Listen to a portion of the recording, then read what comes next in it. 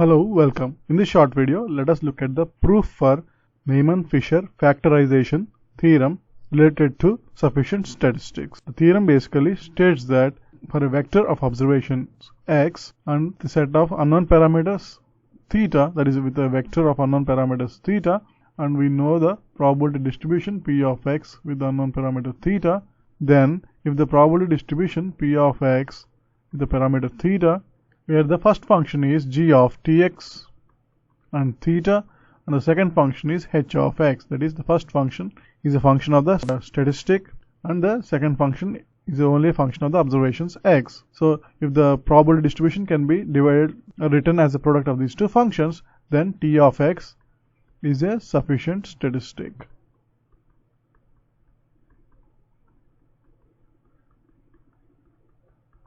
So this is the Neyman-Fisher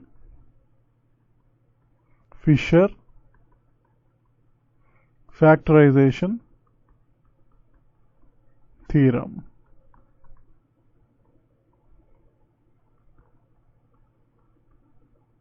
So basically, if a probability distribution of the observations can be divided into two functions, where the first function is a function of statistics and the second function is a function of the observations and not a function of the statistics, then clearly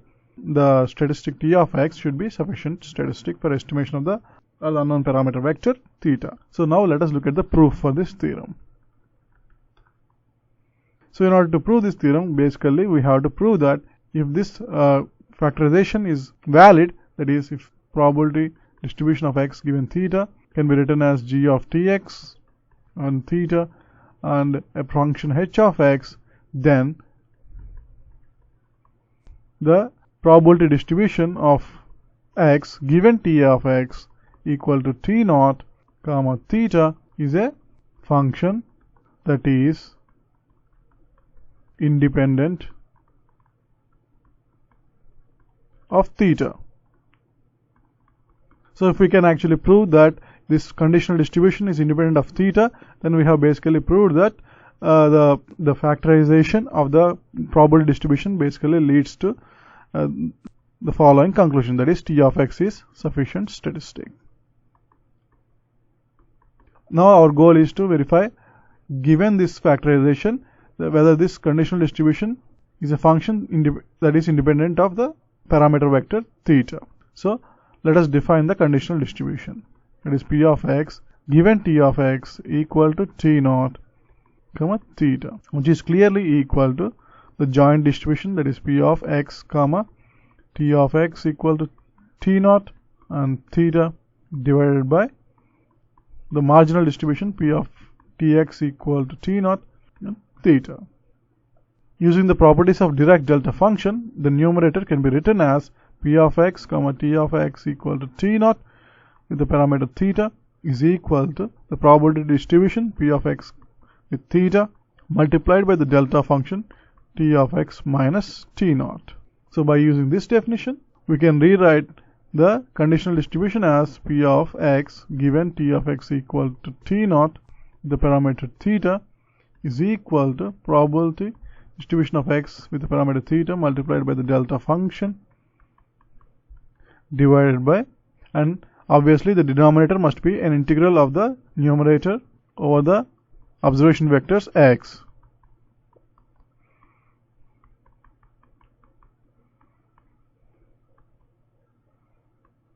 dx. Now by using the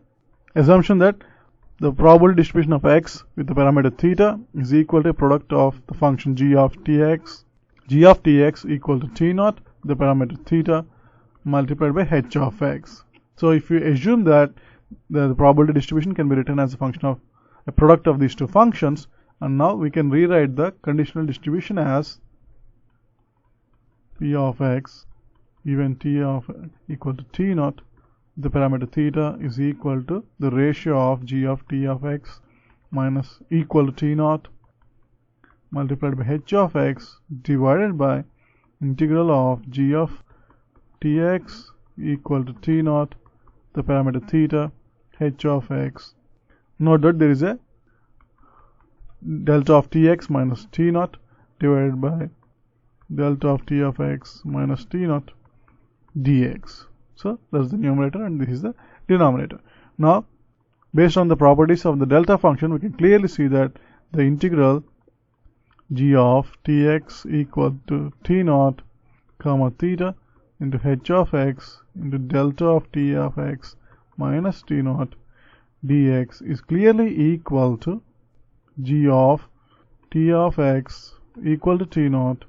comma theta multiplied by integral h of x delta of t of x minus t naught dx. This is true because the value of the g of t of x equal to t naught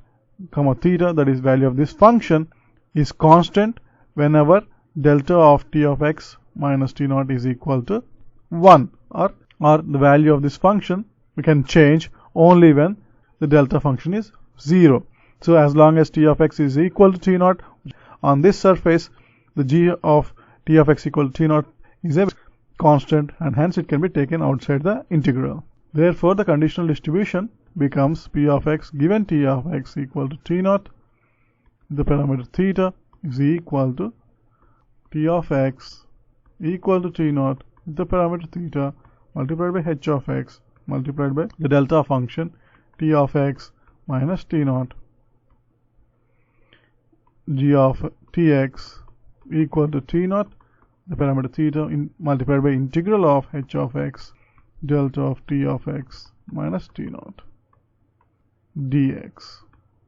So we can cancel the functions on both the numerator and the denominator. Therefore, the probability distribution of x given t of x equal to t naught, that is the conditional distribution, is a function that is independent of theta because it is only a ratio of the h of x multiplied by delta of t of x minus t naught divided by integral of this function, that is